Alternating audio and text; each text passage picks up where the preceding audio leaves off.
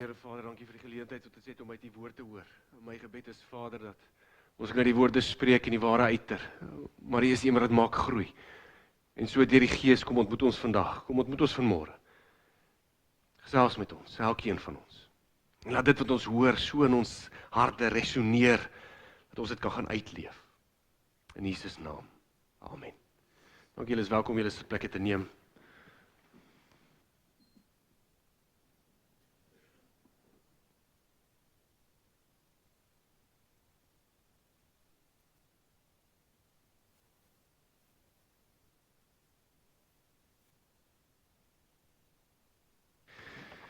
Terwyl hulle sit, kan julle so lank oopmaak by Markus 10. Markus 10 vers 46. Ek het hom ook vir julle daar op die bord.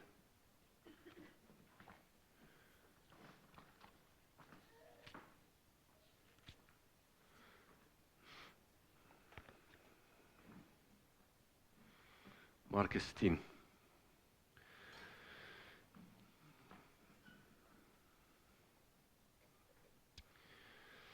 Ons is in die week van Pinkster, en vandag is Pinkster Sondag, en ek wil jou graag uitnooi dat ons elke aand het ons 'n kort boodskapie gehad. Ons het die eerste maandag en dinsdag, die eerste 2 het ons hierso gehad, en dan die laaste 3 woensdag, donderdag en vrydag het ons in Pukekohe gehad, en ek wil jou graag uitnooi om dit te gaan kyk.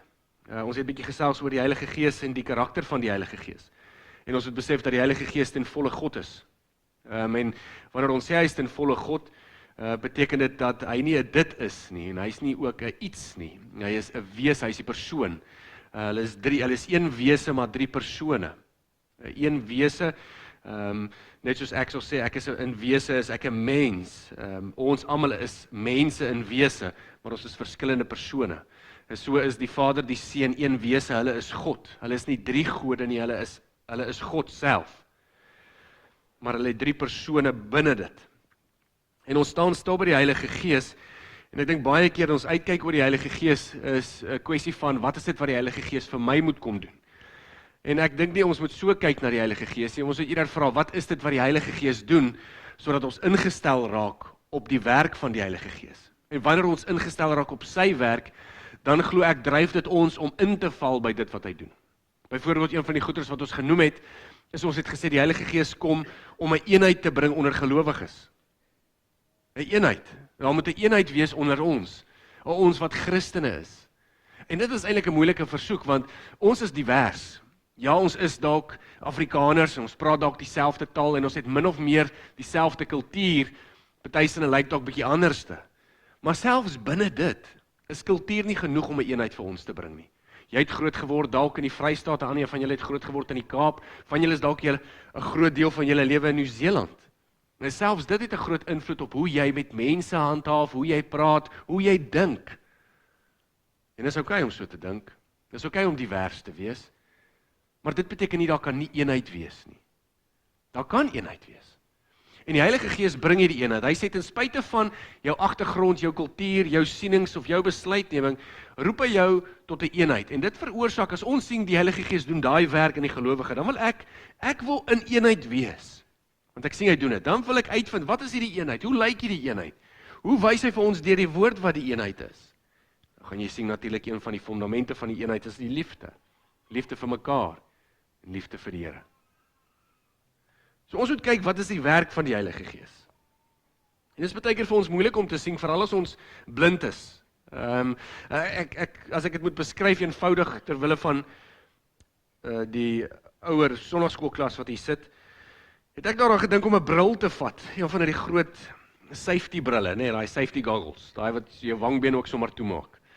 En om vol modder te smeer. En nou daai bril op iemand te sit en vir jou sê, hier's die bril, lees vir my die Bybel. En dan gaan jy sê, nee, ek gaan nie kan nie.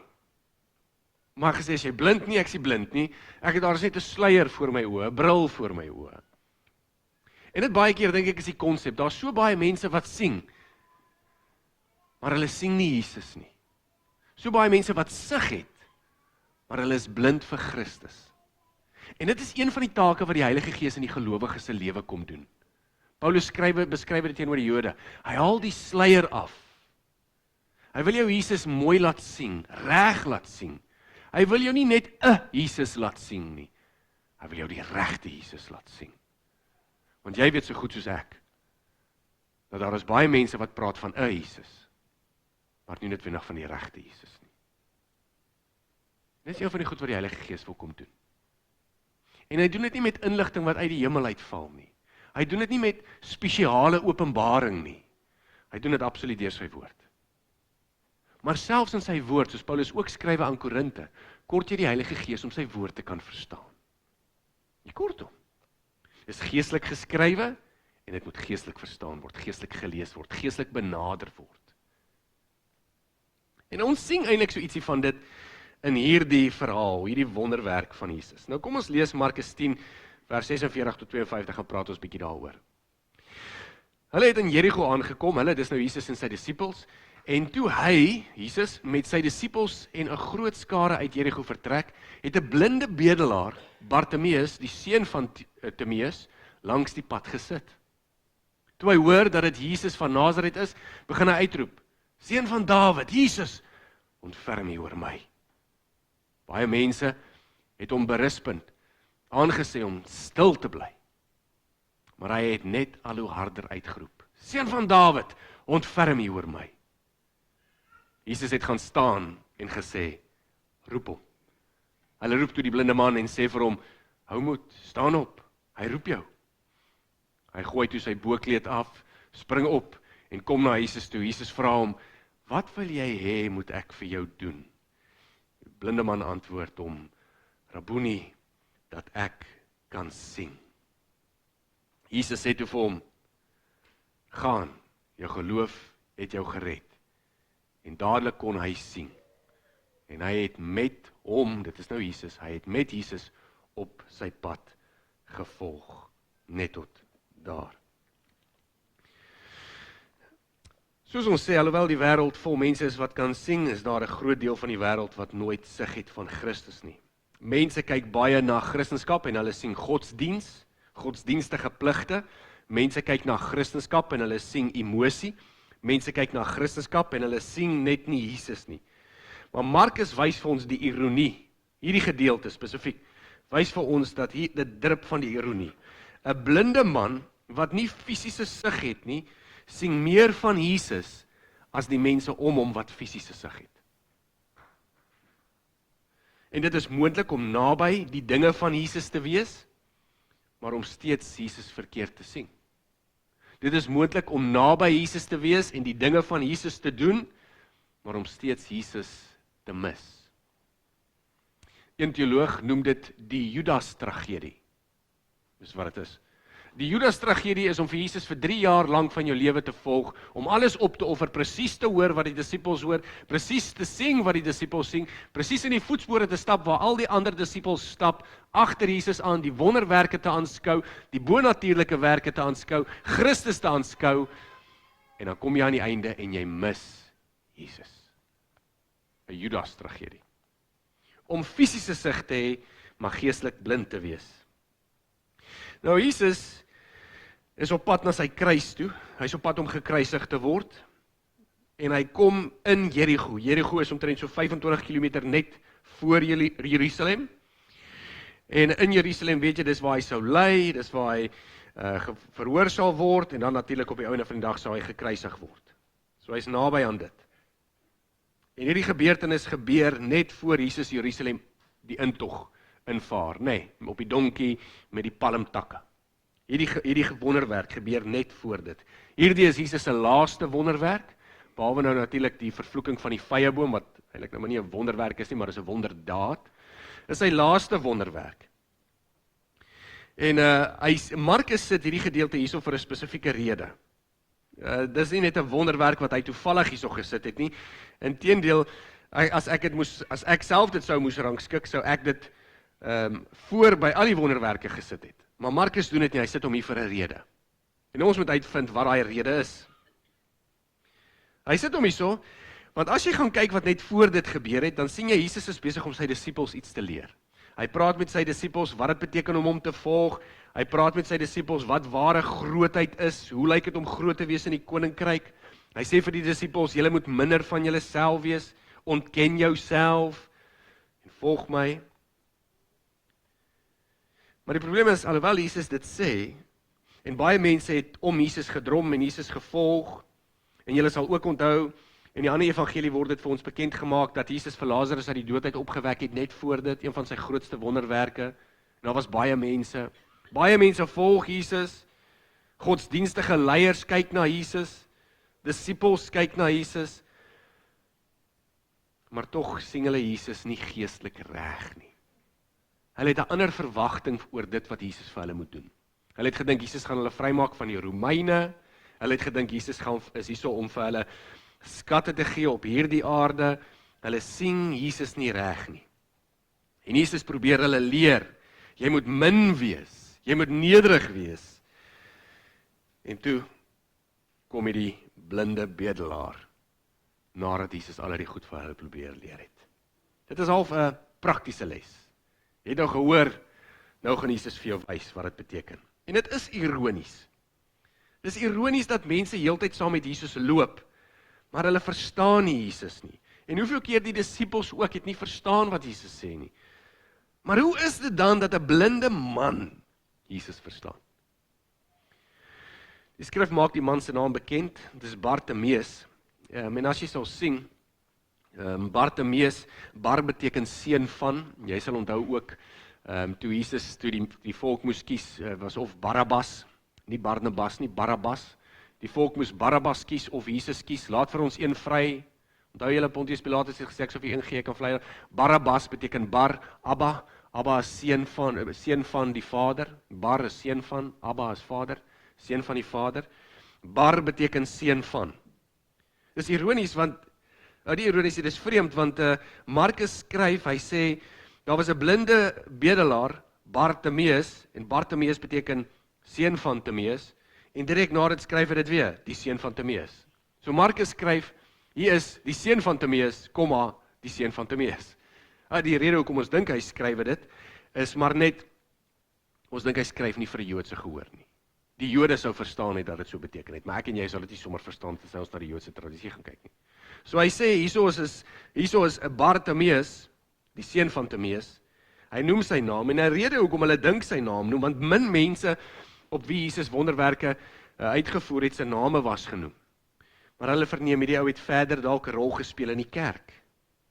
Maar is besonders. Hier's Bartimeus, 'n boemelaar, 'n bedelaar, en hy's blind. En jy moet weet dat as jy in daai tyd blind was, dieselfde soos die ander siektes maar, dan was jy ook gesien as iemand wat sonde in jou lewe het. Daar's een of ander vloek op jou. Jy word ook uitgesluit. Jy het nie finansiële sekuriteit nie. Jy word sosiaal uitgesluit. So jy het nie mense nie, jy het nie geld nie, en jy het net een of ander vloek op jou. Dis die idee wat hulle gehad het. Dis hulle idee gewees. En Bartimeus sit die enigste plek waar 'n bedelaar maar eintlik sit. Langs die pad. Sit langs die pad. Hy is nie op 'n pad nie. Hy volg niemand nie, hy het nêrens om te wees nie. Hy sit langs die pad. En soos hy langs die pad sit, toe hoor hy dat Jesus van Nasaret is. Dat Jesus van Nasaret kom. En hy roep toe uit na Jesus. En hy roep, Jesus, seun van Dawid, ontferm u tog oor my. Dis interessant wat hy uitroep. Seun van Dawid. Seun van Dawid is een van die belangrike titels vir Christus in Markus. Seun van Dawid beteken maar eintlik die afstammeling van Dawid. God het met Dawid 'n belofte gemaak om te sê, Dawid, daar sal altyd 'n koning uit jou bloedlyn uitheers. En as jy gaan kyk deur die geskiedenis, was daar altyd 'n koning uit Dawid se bloedlyn, selfs al was hulle slegte konings. En Jesus, dis hoekom jy ook die geslagsregisters kry in die begin van die evangelies, daai klomp name, dan trek hy hom terug, hy wys vir jou hy kom van Dawid af. So dis 'n belofte wat God vervul het, uit Dawid sou daar 'n koning gebore word, 'n koning waarvoor almal wag, die laaste koning. En hier kom die bedelaar, en hy sing, hier is die beloofde koning. Hy sê, seun van Dawid, die beloofde koning, die Messias, die vervulling van God se belofte. En jy hoor dit nie by die fariseërs nie, jy hoor dit nie by die godsdienstige leiers nie. Jy hoor dit selfs nie eers by die disippels nie, maar jy hoor dit by die blinde man. En hy sê, seun van Dawid, ontferm U oor my. Die woordjie ontferm beteken ook om genade te hê. Dit beteken dat hy vra vir Jesus, nie net vir fisiese genesing, maar hy vra vir Jesus, wys my genade. Dis 'n uitroep van genade. Dis 'n uitroep om iets te kry, nee, en dit is wat genade is. Ons sê genade is iets wat jy kry wat jy nie verdien nie. Daarom ook sê ons is uit geloof gered, ons is uit genade gered op grond van geloof. Ons is gered omdat ons nie eintlik dit verdien nie, maar tog het ons dit gekry. So hierdie man skree, gee my iets. Ek verdien dit nie. Ontferm U oor my, ek verdien dit nie. Nou, ek dink nie dit het net gegaan oor fisiese blindheid nie. Hy het nie net geskree, maak my gesond, laat my sien nie, alhoewel dit sy versoek was. Maar hy het gesê, ontferm. Hy wou gehad het Jesus moes homself oor hom ontferm. En jy kan dink die situasie waarin hierdie man was. As jy moet dink gegaan een keer aan 'n groot gewigtige probleem wat dalk jou eie lewe gekonfronteer het. Jy weet, die probleem is een ding, hy's daar in die verte, jy weet hom nie te hanteer nie, nee, dalk worstel jy met hom. Maar dan gaan jy huis toe en dit is asof daai probleem, jy weet, soos daai Chicken Licken advertensie, ekskuus dat ek dit nou vergelyk met 'n Chicken Licken advertensie, maar dis daai oranje aap, nee, en hoe meer jy daai hot wings soek, hoe groter word die aap, en hoe groter word hy, groter word hy. En dis dieselfde konsep met hierdie probleem. Die probleem is in die verte, hy kom saam met jou huis toe, en hy groei, en hy groei, en hy groei. En iewes skielik besef jy, dis nie net die probleem nie, maar my gemoed is beïnvloed. My verhoudings raak nou beïnvloed. Dis asof die probleem jou magteloos laat, jou hopeloos laat. Dis dit jou. Dis nie net sug nie. Hy's verwerp, hy's arm, hy's 'n bedelaar. Geen sosiale kringe nie, geen vriende nie, geen uitkoms nie, hopeloosheid. En jy kan dink, dat wanneer ons onsself in so 'n probleem vind, wat sê ons gewoonlik? Sê ons gewoonlik net, ag Here, los dit net op, of sê ons net, as jy kom by 'n plek waar jy sê, ek kan dit nie meer nie, né? Wat bid ons? Ons bid, Here, help my. Want jy het nie krag nie, jy het nie moed nie, jy het nie hoop nie, jy is net moeg. En ek dink dis hoekom die ou uitroep, Here, ontferm U oor my. Want hy is klaar. Here, help. Hy roep uit tot die Here. Baie mense het hom sterk aangespreek om stil te bly. Hom gesê, bly stil. Maar hy het harder uitgeroep, seun van Dawid, ontferm U oor my. En dit is 'n mooi teken van geloof, né? Ons het dit gesien met die verlamde man. Ons het dit gesien met die vrou met bloedvloei. Ons het dit gesien dat ten spyte van die uitdaging in hierdie persone se lewe het hulle nog steeds volhard. Nee, jy sit daar langs die pad en jy's blind, jy weet nie wie's om jou nie en jy hoor hier kom Jesus. En jy skree uit, jy weet nie hoe ver hy is of hoe naby hy is nie. Jy skree uit met die hoop dat hy jou hoor. Jesus, ontferm U oor my. Seun van Dawid, ontferm U oor my. En die mense sê, jy raas, bly stil. Weet jy nie wie dit is nie? Bly stil, dis die Jesus. Bly stil, jy's 'n boemelaar. Bly stil. Hoe meer hulle jou stil maak, hoe sê ek weier om stil te, ek weier. Vir so lank sit ek al langs hierdie pad, ek weier. En hy roep harder uit, seun van Dawid, ontferm U oor my. Want dalk het Jesus nie die eerste keer gehoor nie. Hoe weet hy? Maar hy hou aan, en hy hou aan, en hy hou aan. Dis geloof. Baie keer doen ons dit, dan kom ons in 'n probleem, in 'n situasie, en sê ons, Here, help my in my probleem. En dan is ons klaar. Here, ek bid vir geestelike herlewing in my lewe. Amen. En dan is dit die laaste gebed wat jy sê. Engels praat van pursue en persist. Dit is 'n teken van geloof. Dit is hierdie volharding. Is die vermoë om te sê, ten spyte van die uitdagings, wend ek myself tot die Here. Bartimeus doen dit. En dit het goeie vrug gelewer. En Jesus stop. Dis vir my so mooi, daai woordjie, Jesus stop. Julle moet onthou, Jesus is op pad kruis toe. Hy weet wat kom. Hy het 'n swaar las, maar hy stop. Wow. En nou roep hy die man. Dis vir my mooi. Dis een ding om na Jesus toe te roep, nee. Maar nou roep Jesus hom. Wow. En die blinde man gooi sy boekleed af. Dis vir my interessant dat hulle dit beskryf. Gooi die boekleed af. En ek dink 'n rede hoekom hulle dit beskryf is, want dit is waarskynlik die enigste besitting wat hy gehad het. Dis sy boekleed. Die ding wat hom warm hou, langs die pad. Hy gooi die boekleed af.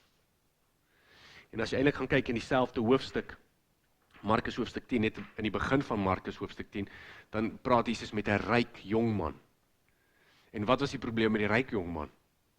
Hy kon nie sy besittings laat gaan nie. Hier's 'n arme man wat niks het nie, en die enigste ding wat hy het is sy boekleed. En in 'n oogwink gooi hy dit af. En hy gaan na Jesus toe. Nou, ek weet, een van die goedes wat die mense sê, hoe kan hy na Jesus toe gaan? Wel, ons verneem seker die mense het hom begelei. Daar's sekere goed wat die Bybel nie vir ons hoef te sê nie, wat eintlik maar voor die hand liggend is, soos hierdie. Die mense het hom gebegelei. Hulle vat vir Bartimeus, en iewes skielik verander die mense se mening ook. Hulle het hom eers stil gemaak, en iewes skielik sê, okay, ja, kom, Bartimeus, kom ons vat jou. En Bartimeus kom tot voor Christus, en Jesus vra vir hom 'n vraag. Wat wil jy hê, moet ek vir jou doen? Dit is vir my 'n mooi vraag. Wat wil jy hê, moet ek vir jou doen? Nou, dink jy nie, dit is dalk 'n simpel vraag nie. Want hier staan 'n blinde man voor Jesus, en Jesus vra vir hom, wat wil jy, moet ek vir jou doen? Dit is voor die hand liggend. Hy wil sien. So, ons vra dan eintlik, ons weet Jesus vra nie simpel vrae nie. So, hoekom vra Jesus die vraag? Wel, ek is bly jy daaroor gewonder, want as jy net bietjie kyk, in die vorige gedeelte, net letterlik die vorige gedeelte, wat jy bietjie by die huis kan gaan lees, wat so goed is in Markus 10 vers 35 tot 45, is Jesus besig met sy disippels. En twee van die disippels kom na Jesus toe, en ek wil net vir jou lees, dat jy net hoor wat gebeur. Jakobus en Johannes, hulle word genoem die seuns van die donder. Jakobus en Johannes kom na Jesus toe, en hulle vra vir Jesus, hoor wat sê hulle? Hulle sê, Jesus, ons wil hê dat wat ons ook al van u vra, u vir ons moet doen. Dit is so goed as jou kind na jou toe kom en sê, papa, ek wil jou ietsie vra, maar ek wil hê jy moet ja sê. Ek gaan sê, wat wil jy vir my vra? Wat wil jy hê? Jy gaan nie net ja sê nie, dis hoe die ouens kom. Jakobus en Johannes, Jesus, ons gaan jou iets vra, maar ons wil hê jy moet dit vir ons doen. En Jesus sê, natuurlik, wat ek ook sou vra as my kind aan my toe kom, wat wil jy hê, moet ek vir jou doen? Dieselfde vraag. Dis dieselfde vraag wat hy vir Bartimeus vra. Wat wil julle hê, moet ek vir julle doen? En hierdie twee disippels antwoord, laat een van ons aan die regterkant sit, en een van ons aan die linkerkant sit. Dis wat hulle wil hê. Nou, 'n ou sal dink, ag, dis dalk nie so 'n slegte vraag nie, dis 'n goeie vraag, want ek sou graag aan Jesus se regterkant wil sit.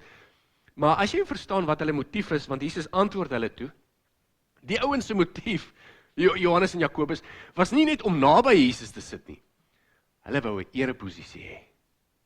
Hulle wou hoog gewees het in die koninkryk. En dis hoekom Jesus hulle antwoord, hy sê, jy moet ongelooflik min wees. Jy moet nederig wees. Hy spreek hulle hart aan.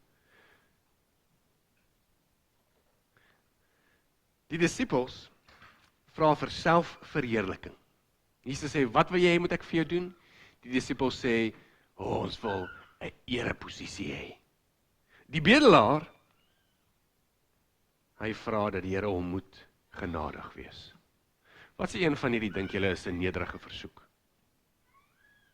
En wat sê een van julle dink getuig van hopeloosheid, hulpeloosheid en van afhanklikheid?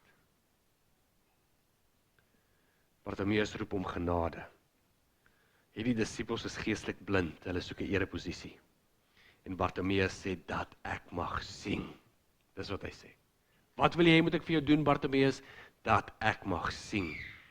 Nou, dis interessant, die woordjie mag sien, beteken letterlik weer om sig te kry, maar dit beteken ook om opwaarts te kyk. En ons sien dit gereeld in die evangelie van Markus, hoe woorde gebruik word half met 'n geestelike betekenis ook. Jy sal sien ook, as ons nou kom, toe sê Jesus, jou geloof het jou gered, maar ons weet, daai woordjie red beteken ook genees, zotso. Dit beteken red en dit beteken genees. Markus doen dit. Hulle skrywe so. Hy skrywe, hy vra dat ek weer kan sien, maar dit kan ook gesien word as dat ek weer opwaarts kyk. En ons weet die man het fisiese sig gekry. Ons weet dit. Want nou is hulle ou sê, maar kyk na die konteks vir die definisie van die woord verseker. En hy het weer fisies sig gekry, maar hy het nie net sig gekry nie. Daar was iets meer wat betrokke was. Hy het redding gekry. En Jesus sê toe vir hom, jou geloof het jou gered, die man kry toe sig, jou geloof het jou gered. En dit is interessant, dan sluit die gedeelte af en hy sê, Bartimeus het Jesus op sy pad gevolg. Dit is vir my besonders. In die begin sit hy so 'n arm bedelaar met niks in sy besit nie, behalwe die kleed. Die seun van God roep hom. Hy gooi daai kleed af en hy kom na Jesus toe. En nou wil hy nie meer langs die pad gaan sit nie. Maar nou wil hy op die pad wees saam met Christus. As transformasie wat plaasgevind het. Bartimeus wou nie die troon hê nie, hy wou nie status hê soos Jakobus en Johannes nie, hy wou net sien. En dalk is dit die grootste teken, dat die Heilige Gees werklik in iemand werk. Is dat hulle nie meer van hulle self dink nie, maar dat hulle meer van Christus kan sien. Dis eintlik wat ons sing.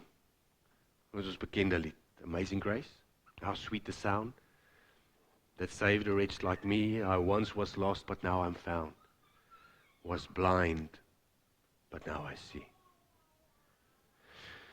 En laat ek net iets uitwys, want ons is in Pinkstersondag, en dan is ek klaar, dan gaan ons nagmaal. Ons sing deur die hele week, die Heilige Gees verheerlik Christus, Johannes 16:14, ons sing die Heilige Gees getuig van Christus, Johannes 15:26, ons sing die Heilige Gees maak Jesus aan ons bekend, ons sing die Heilige Gees kom leer ons in God se woord. Die Heilige Gees se primêre werk is nie 'n emosionele ervaring nie. Ek wil dit sê. Pinkster is nie 'n dag waar mense weer die Heilige Gees van die hemel moet afroep nie. Die Heilige Gees se primêre werk is nie 'n emosionele ervaring nie. Want as hy jou gaan laat voel, maar jy mis Jesus, dan het die Heilige Gees misluk. Die primêre werk van die Heilige Gees is sodat jy Christus kan sien. Jesus kan sien. Want as jy nie Jesus mooi gaan sien nie, gaan jy hom mis. En dan wat gaan die ervaring vir jou beteken? Wanneer jy Jesus sien, kom die ervaring uit dit uit. Ek moenie dink ek is pessimisties teenoor die werking van die Heilige Gees of die krag van die Gees, nie verseker. Maar sy primêre werk is om Jesus aan jou bekend te maak. En hy maak hom bekend aan jou, saam met jou. Hy doen dit nie vir jou nie. Ek het 'n illustrasie gebruik van 'n een teoloog wat 'n tafel wil bou. Hy was glad nie handig nie, nê. Hy bou hierdie tafel en hy worstel en daar's 'n instruksies en hy gaan deur en op die einde van die dag, na 6 ure het hy die tafel klaar gebou, maar die tafel is onderste bo op sy blad en die pote staan in die lug. En hy blaai toe om na die laaste deel van die instruksie toe en daar op die laaste deel van die instruksie staan daar so, nou met 'n vriend draai die tafel om. En hierdie ou besef is 12 uur die aand, hy het 6 ure aan hierdie ding gewerk. Waar gaan hy nou 'n vriend kry om hierdie tafel om te draai? En die ding is te swaar. Dit is die konsep van die Heilige Gees. Hy kom langs ons in. En hy help ons om hierdie tafel om te draai, om hierdie lewe van ons te transformeer. Hy doen dit nie vir jou nie, hy funksioneer dit saam met jou. Hy dra baie keer teen die swaar kant. En hy wil Christus aan ons bekend maak. En hy wil dit deur sy woord doen. En hy wil dit deur die prediking doen. En daarom sê ons kerkbywoning is nie net ietsie waar ons sit nie, want dit laat ons lekker voel nie. Kerkbywoning is waar ons moet uitkom, sodat die werk van die Gees kan manifesteer in die gelowige se lewe, sodat ek Jesus kan sien. Daarom sê ek, as ek lees ek maar nie net om goed te voel nie, ek lees om die God van die Bybel te ontdek, saam met die Gees. Die Heilige Gees wys jou na Jesus. En as ons op dit kan fokus, glo ek, dan sal ons eenheid kan kry in die kerk, dan sal ons verby denominasie kan kyk, dan sal ons verby ervaring kan kyk. Ek dink dan sal ons veral dwaalleer kan vermy oor die Heilige Gees. Want ons weet wat is die primêre taak van die Gees. En dis hoekom Johannes 16 sê, wanneer hy kom, die Parakleet, die Heilige Gees, sal hy my verheerlik. Nie my nie. Nie ons nie. Christus. Dit is vir my so mooi, die drie eenheid is vir my so mooi konsep. Die Vader stuur die Seun, en die Seun stuur die Gees wys na die Seun, en die Seun wys na die Vader. Dit is vir my so mooi. Die Vader maak dit oor die Seun, hy sê vir die Seun, ek gee jou die naam bo elke naam, ek gee jou die ereposisie langs my. En die Seun sê weer, ek maak dit oor die Vader, ek het gekom om die Vader te verheerlik. As jy my sien, sien jy die Vader. Maar ergens, wanneer dit kom by die Heilige Gees, dan dink mense, nou gaan dit uiteindelik oor my. Die Heilige Gees is God. En hy maak Christus bekend. En wanneer ons Jesus sien, sien ons die Vader. Dit gaan steeds oor die Seun. En dit gaan nog steeds oor die Vader. Ek weet die Heilige Gees werk in ons. Absoluut, ek ontken dit nie. Hy werk in die gelowige se lewe. En hy skep sekere ervarings en hy skep sekere ontmoetings. Maar ons moet kyk hoe hy ons wys na Jesus toe en hoe hy ons wys na sy woord toe.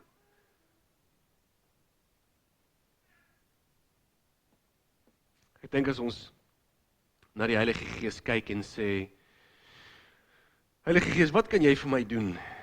Ek dink dan eintlik aan klink ons soos Jakobus en Johannes. Self-ereposisie.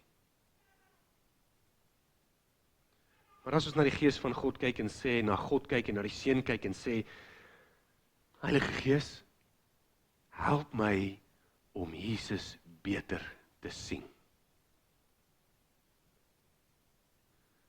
Dan dink ek kom waarheid in ons lewens in. En ons sien Christus duidelik en daai beeld van Christus verander ons. So die vraag oor Pinkster is nie, waar is die vuur nie? Almal wil vuur uit die hemel uitroep op Pinkster. Dis nie die vraag nie. Die vraag oor Pinkster is nie, waar is die tekens nie? Die vraag oor Pinksters is nie, waar is die emosie en waar is die ervaring nie? Dit is nie die vraag van Pinkster nie. Die vraag van Pinkster is, sien jy Jesus duidelik nou dat God se Gees in jou is? Sien jy Christus meer duidelik? Bartimeus sien Christus. Die mense om hom het gesukkel. Bartimeus het Jesus so duidelik gesien dat hy nie anders te kon as om agter Jesus aan te loop nie. En dan gaan hy. Mag ons Christus duidelik sien. En sien dat sy Gees Christus in ons bekend maak. Kom ons bid. Hemelse Here Vader, dankie vir die woord en dankie vir die waarheid. My gebed is dat die Gees so kragtig in gelowiges se harte sal werk. Dat ons Jesus kan sien. En op grond van sig van Christus, dat ons eenheid kan kry. Op grond van Christus, dat ons getransformeer sal word. Dankie Jesus dat U Uself aan ons bekend gemaak het. En vandag Pinkstersondag herdenk ons dat dieselfde Gees wat in U is, Jesus, lewe in my, lewe in die gelowige. Mag hierdie woord 'n waarheid word in Jesus naam. Amen. Vriende, ons gaan nou 'n nagmaal bedien. Ons gaan nagmaal gebruik. as 'n gebaar juis dat ons deel het aan Christus en dat die gees wat in Christus is dieselfde gees wat in ons is. So ek gaan vra dat ons begin deur die lees van die geloofsbelijdenis en dan daarna gaan ek vra dat die wat aan die tafel moet sit, aan die tafel kan kom sit en dan die wat help uitdeel, sal kom uitdeel. So sal julle asseblief saam met my staan, dan lees ons die geloofsbelijdenis. Ek seker hy is op die bord. Okay, ek sal hom vat hoor.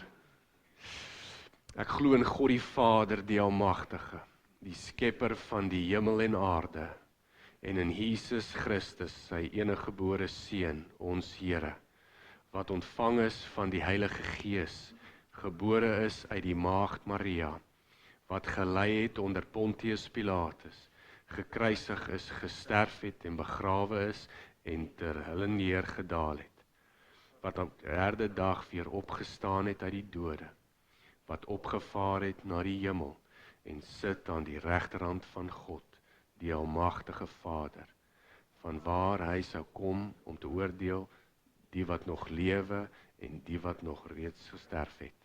Ek glo in die Heilige Gees.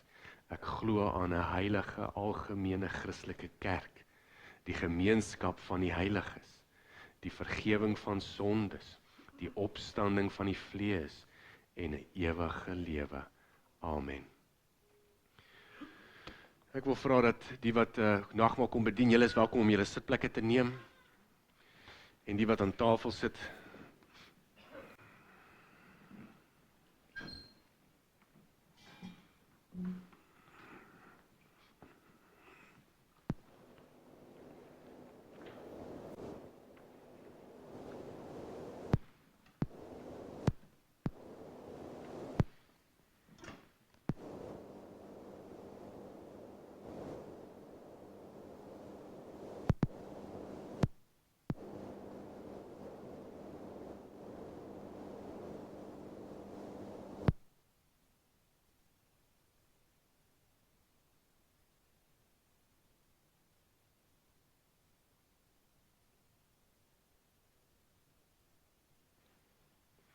ek hoop nie 'n fluitie by die speaker nie, daar nie.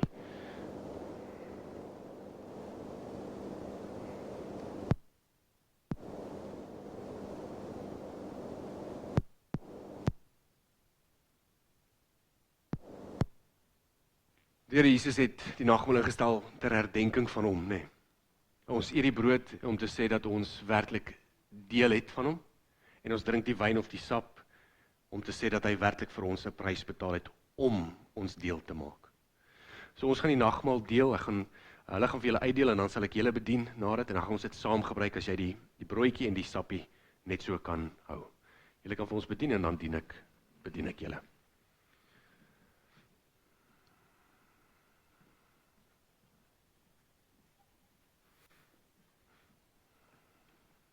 Die middelste is sap, die buiteste is wyn, hoor.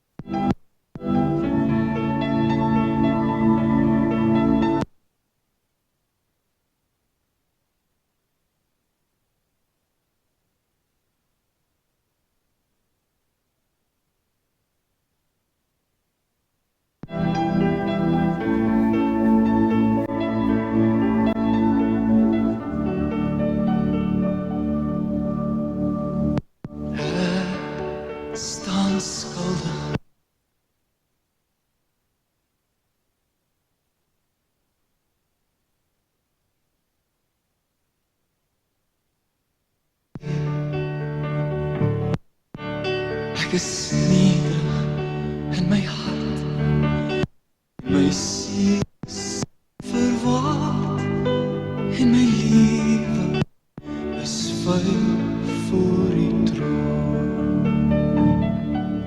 O Heer, vergewe my, o Heer, kom maak my vry van die sondelas, o kom na my, om dit skoon te was, want ek wil weer vlekloos voor U staan.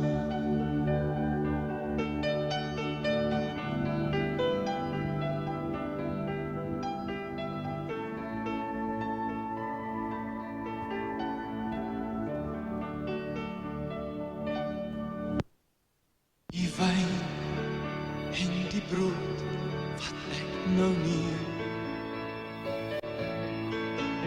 is 'n teken van die rykdom en die seën. Al die oorvloed binne my kom en borrel in my vry en die oorsaak is die Gees wat in my bly. O Heer, vergewe my, maak my vry.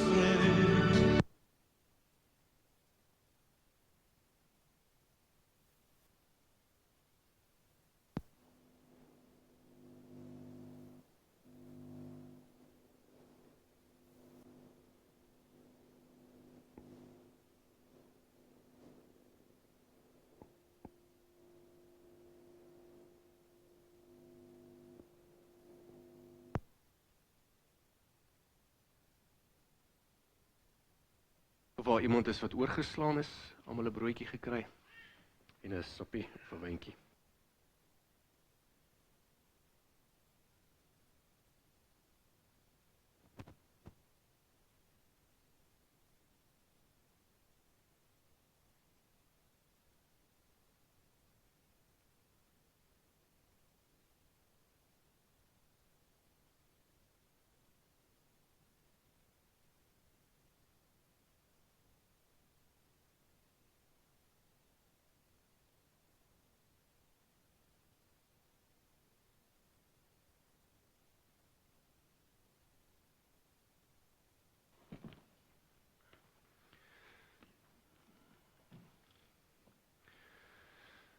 Kom ek bid vir ons en dan breek ons die brood en dan gebruik ons dit saam. Hemelse Here Vader, hierdie instelling gebruik ons ter nadenke van U Jesus Christus.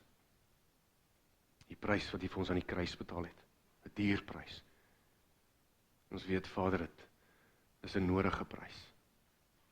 Daarvoor is ons ongelooflik dankbaar. En dankie vir die Gees. Ons vandag weer kan stil staan en herdenk hoe hy werklik in die gelowiges se lewe leef. Amen. Jesus het die aand voor sy kruisiging het hy die brood geneem en hy het dit gebreek. En hy het dit vir sy disippels gegee. En hy het vir hulle gesê, eet en wees deel van my. Daarom gebruik ons die brood.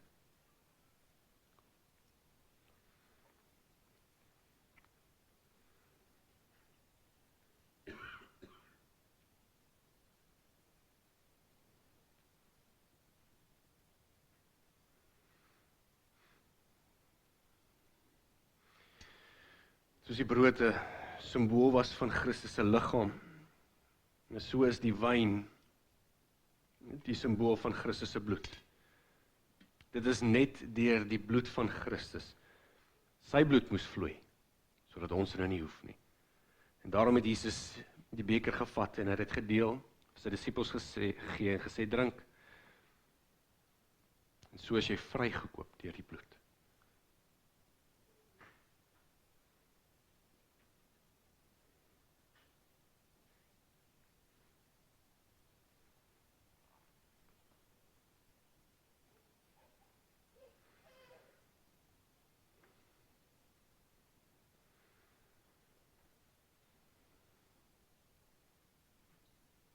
En so het ek en jy deel, as ons drink van Christus se bloed.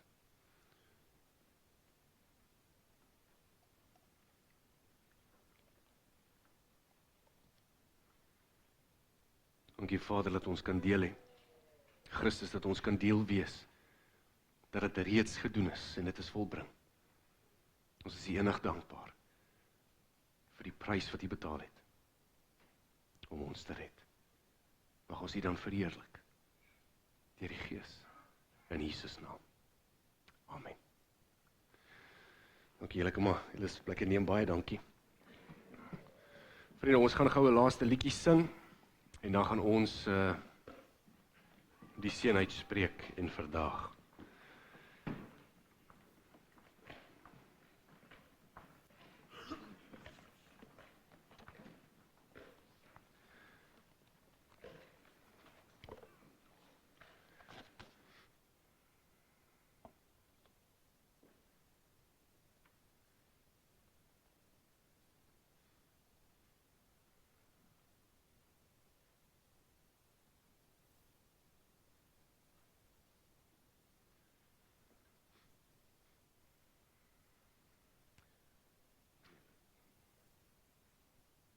gaan saam met ons staan en dan sê ons saam dankie.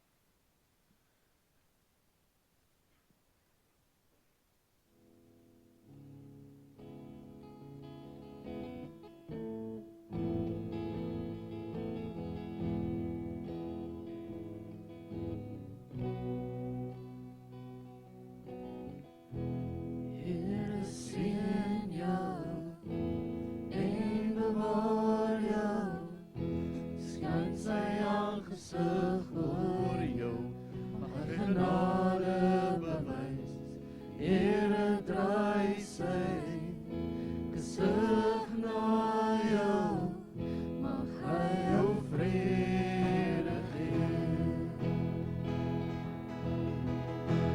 Here sien jou en bewaar jou, skyn sy aangesig oor jou, mag hy genade bewys, Here draai sy gesig na jou, mag hy jou vrede gee. Amen. Amen.